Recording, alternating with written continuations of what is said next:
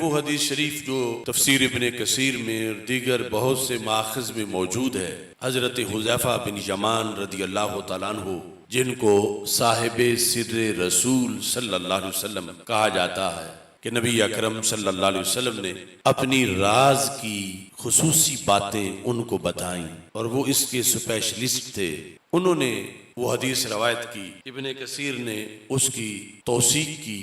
اسے سند کے لحاظ سے بھی مستند قرار دیا کہ ہمارے آقا صلی اللہ علیہ وسلم نے فرمایا ان مما اتخوف علیکم، کہ مجھے تم پر جن چیزوں کا خطرہ ہے، من تبیز کا ہے، یعنی اس حدیث میں جو کچھ بیان ہوگا سارا خطرہ وہ نہیں، لیکن جن چیزوں کا خطرہ ہے ان میں سے ایک خطرناک چیز کا ذکر اس جگہ بھی کیا۔ کن لفظوں میں؟ فرما ان مما اتخوف علیکم رجل، مجھے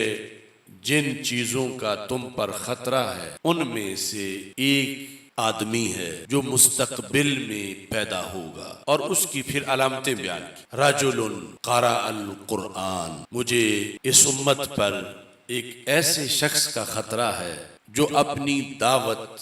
اپنی تبلیغ، اپنی تحریک، اپنی تنظیم، اس کا مدار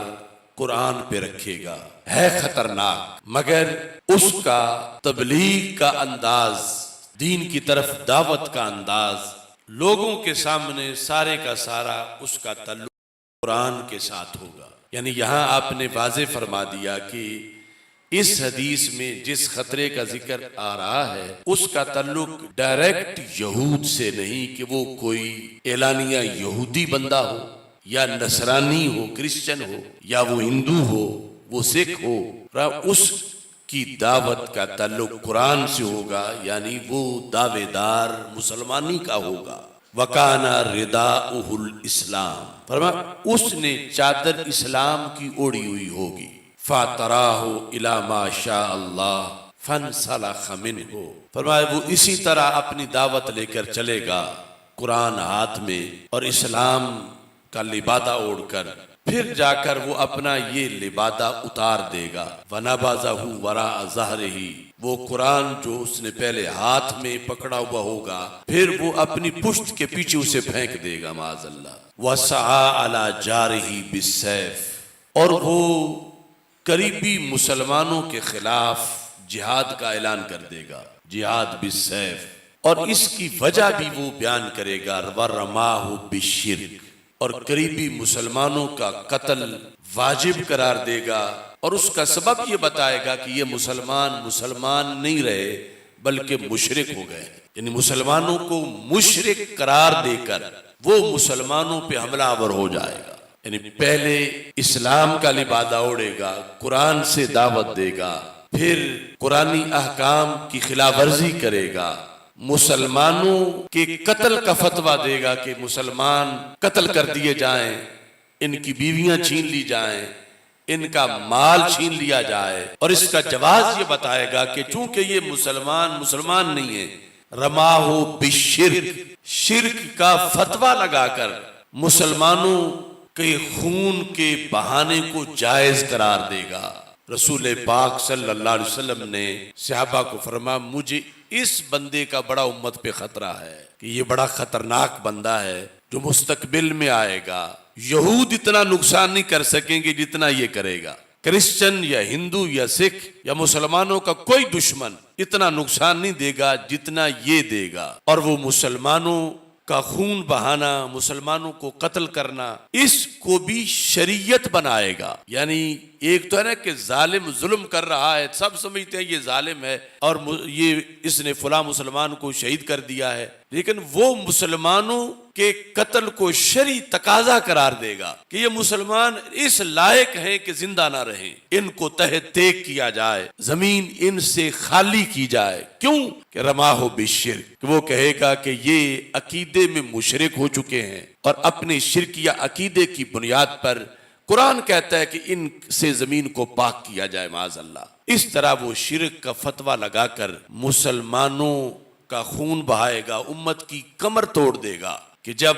مسلمانوں کی زندگی اس سے محفوظ نہیں رہے گی اب یہ ساری علامتیں جب رسول پاک صلی اللہ علیہ وسلم نے بیان کی، حضرت حذیفہ بن یمان رضی اللہ تعالیٰ عنہ اور دیگر صحابہ سن رہے تھے، تو بالآخر حضرت حذیفہ بن یمان رضی اللہ تعالیٰ عنہ نے علیہ وسلم سے یہ سوال کیا، ایہما اولا بالشرک الرامی بل المرمی، کہ یا رسول اللہ صلی اللہ علیہ وسلم، سرکار آپ یہ تو فیصلہ ہمیں بتا دو تاکہ آگے چلتے چلتے اس زمانے تک یہ بات پہنچے کہ جب وہ خطرناک بندہ شرک کا فتویٰ لگا کر مسلمانوں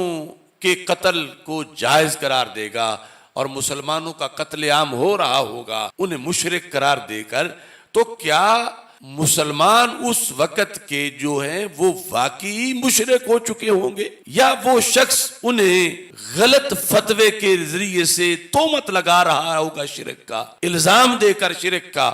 تہمت لگا کر انہیں وہ ظلماً قتل کر رہا ہوگا؟ اس کا آپ فیصلہ ہمیں سنا دیں۔ جب آپ کو اس وقت کے حالات آج نظر آ رہے ہیں تو اس وقت دو ٹولے ہوں گے، ایک اس شخص کی فوج ہوگی، اس کے حمایتی ہوں گے، اور دوسری طرف وہ مسلمان ہوں گے کہ جن پر شرک کا فتویٰ لگا ہوا ہوگا اور ان پہ ظلم کیا جا رہا ہوگا۔ تو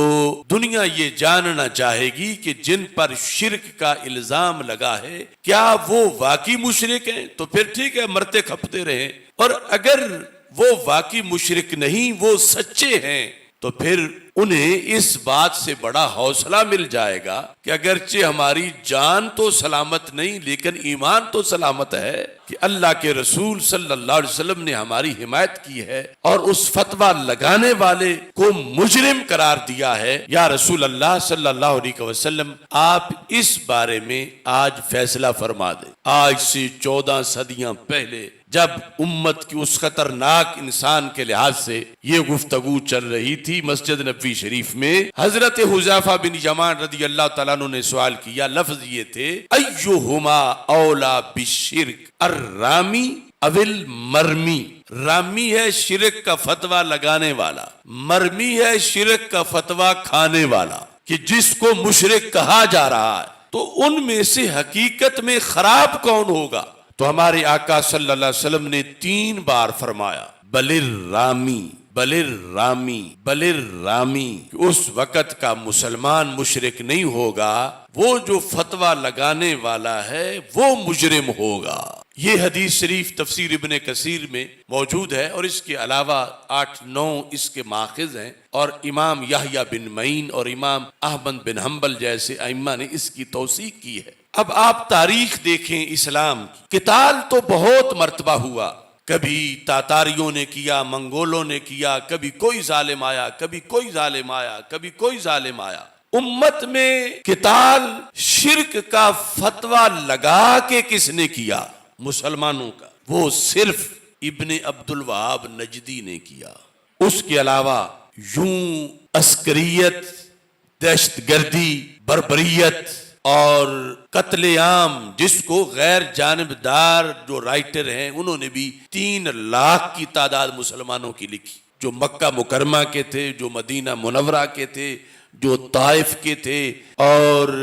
حجاز مقدس کے مختلف شہروں کے تھے۔ ان سب کا قتل عام ابن عبد الوہاب اور پھر ابن سعود اور وہابی تحریک کی جو جنگیں تھیں، برطانیہ کے ٹینک تھے اور مسلمانوں کے سینے تھے، اور